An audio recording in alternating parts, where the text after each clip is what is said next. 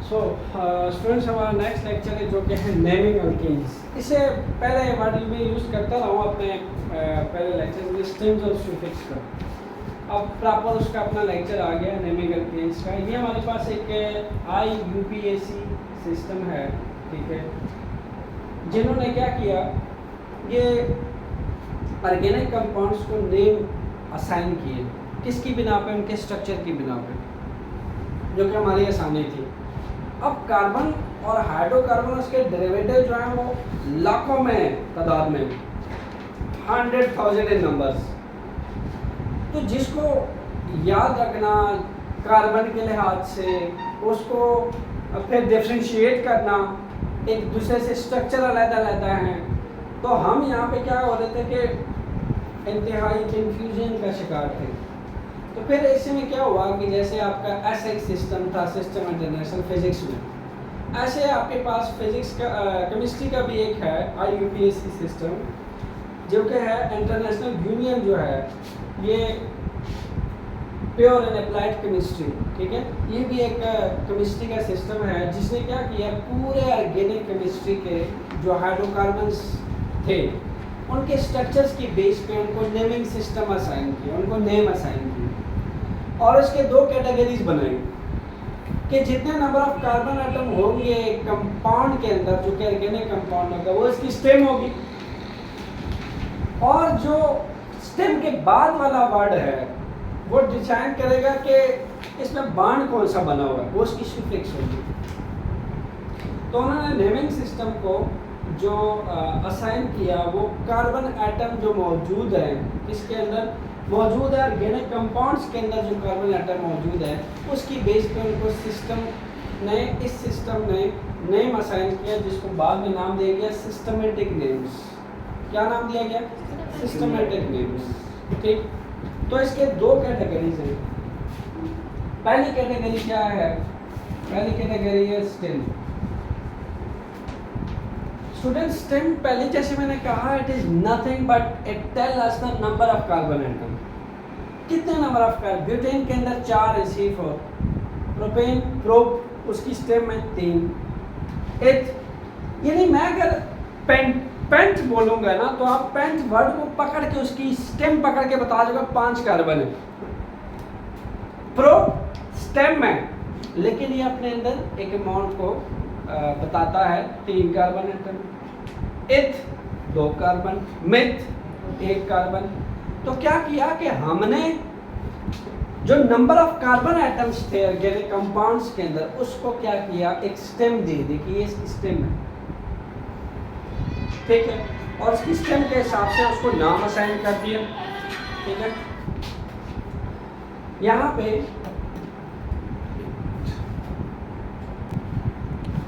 अच्छा, तो स्टेम है, ये क्या करता है, it tell us the number of carbon.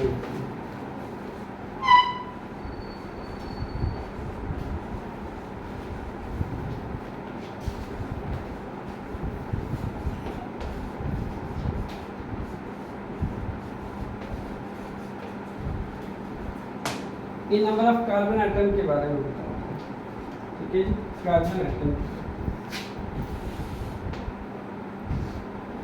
अच्छा, तो नेक्स्ट हम अगर कुछ स्टेम्स लिख लें जो कि आपको, आपके लिए आसानी हो, जैसा कि अब ये मिथ है, इथ, प्रो, ब्यूट, पेंट, हेक्स। चलें पहले 6 लिख लेते हैं, ठीक। अब ये क्या कर रहा है, जस्ट ये नंबर ऑफ कार्बन एटम बता रहा है। मिथ 1, इथ 2, प्रूफ 3, ब्यूट 4, पेंट 5, हेक्स 6, ठीक है। ये नेमिंग आपको क्या बता रही है, नंबर ऑफ कार्बन एटम्स बता रही है, ठीक। उसके हिसाब से तो मैं यहाँ लिख सकता हूँ C1, C2, C3, C4, C5, C6। ये कैटेगरी है मेरे पास कार्बन एटम के हिसाब से, ठीक है। अब इसके बाद आता है सुफिक्स, ठीक है। ये क्या होता है, it is used after the इसके बाद यूज होता है, ये स्टेम के बाद यूज होता है, यानी जहाँ मिथ का एच एंड होता है या इसके बाद यूज होता है। तो ये क्या हो सकता है कि आपके कोर्स में या ए नहीं हो सकता है, या ए नहीं हो सकता है, या वाई नहीं हो सकता है। ए नहीं है तो सिंगल, ए नहीं है तो डबल, वाई नहीं है तो ट्रिपल। ठीक, ये जस्ट आपको यहाँ की बुक लिखती है कि ये क्लास ऑफ कंपाउंड बताती है कि किस क्लास का कंपाउंड है। क्लास ऑफ कंपाउंड से मुराद ये है कि ये जो है सिंगल क्लास का, सिंगल बॉन्ड वाली क्लास है अल्केन्स, डबल बॉन्ड वाली क्लास है अल्कीन्स, ट्रिपल बॉन्ड वाली क्लास है अल्केन्स। देख रहे हैं, क्लास है। अब इसमें जो अल्क लगा हुआ है, अल्क, इसमें जो आपका ए नहीं है, ठीक है, ये आपका सिंगल बॉन्ड है, ए नहीं, यानी इसकी क्लास क्या है ये स्टेम जो है वो अल्क है, यानी मिथ एथ वाली है, लेकिन ये क्लास ये बता रही है कि सब में सिंगल बॉन्ड है। इसी तरह यहाँ पे तुम बोलोगे अल्कीन, तो ये जो अल्क है ये फिर से वही स्टेम है, यानी उसकी सफिक्स, इसकी क्लास सारी अल्कीन्स वाले, डबल बॉन्ड वाले। फिर अल्काइंस, ये स्टेम होगी इसकी, सबके लास्ट में क्लास आ जाएगी ट्रिपल बॉन्ड वाली। Stem suffix, stem suffix, stem suffix, समझ आ गई? यानी क्लास ऑफ कंपाउंड्स बताती है। ठीक है, तो क्या है कि अगर फॉर एग्जांपल जैसा कि क्वेश्चन आता है आपके पास, अच्छा, hept, oct, non and Dick, ये आपके सामने सारी स्टेम्स है जो आपके कोर्स में टोटल 10 स्टेम्स पढ़ेंगे। That's it.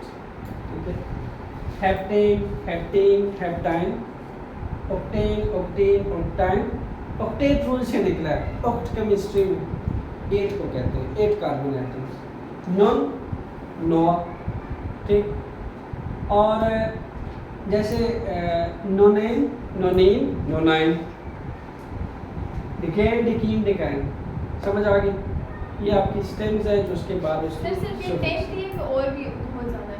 बहुत ज़्यादा है आपके कोर्स में 10। ठीक है सर, और किस तरह की होती है? बहुत तरह की होती है, वो बड़े अजीब अजीब नाम है, ना सुने आप लोगों ने हंसना। Methane, ethane, propane, butane, pentane, hexane, heptane, octane, nonane, decane. ठीक, डबल के साथ methene, ethene, propene, butene, pentene, hexene, heptene, octene, nonene, डिकीन।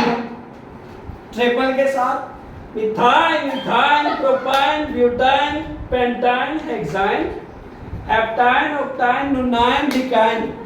Yes, क्या किया?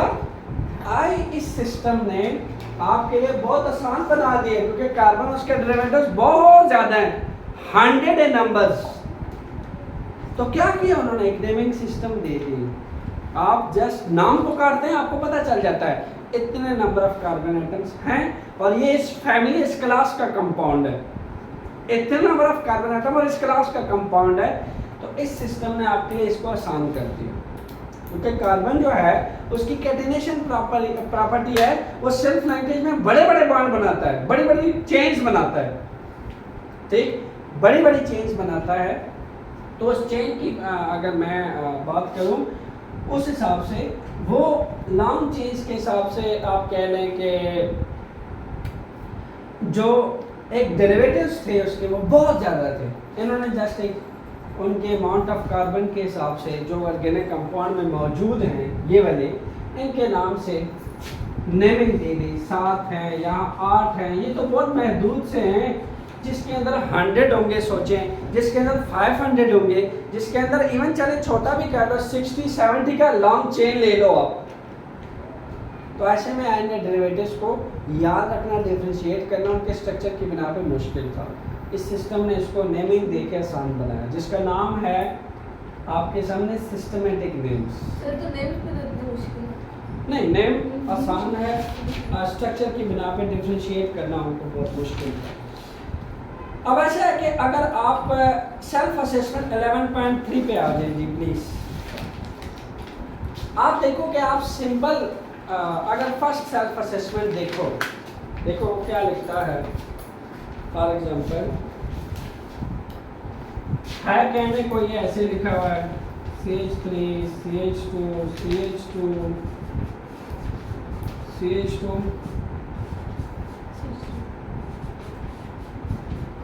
ये ऐसे लिखा हुआ है कहने को आपके सामने। अब क्या है कि सबसे पहला रूल क्या होता है, हम जब नेमिंग सिस्टम देते हैं तो सबसे पहले हम लिखते हैं stem. Number of carbon atom count करो, ये एक ऑर्गेनिक कंपाउंड है, ये एक ऑर्गेनिक कंपाउंड है जिसके अंदर नंबर ऑफ कार्बन एटम जरा काउंट करो मेरे साथ, इधर देखें सारे 1 2 3 4 5 6। तो स्टेम बन गई सीधी सीधी फैक्ट्स। सुफिक्स क्या बनी, किस क्लास का कंपाउंड है, एल्केन्स क्या, सब में single bond hexane. That's it. इसी हिसाब से आप भले लास्ट अपना सेल्फ असेसमेंट का लास्ट पार्ट 5 देखो, उसमें टोटल जो है लिखा हुआ है CH3 CH2 CH2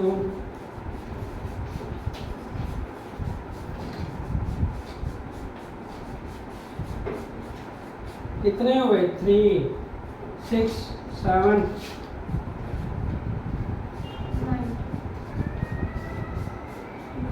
9। ठीक, यस। स्टेम यूज करनी, कार्बन एटम गिने 1 2 3 4 5 6 7 8 9 C9। ठीक, C9 से जस्ट आपके जहन में आना चाहिए नोनेन स्टेम आनी चाहिए आपकी। अब क्लास देखो, सब में सिंगल बॉन्ड है, नोनेन।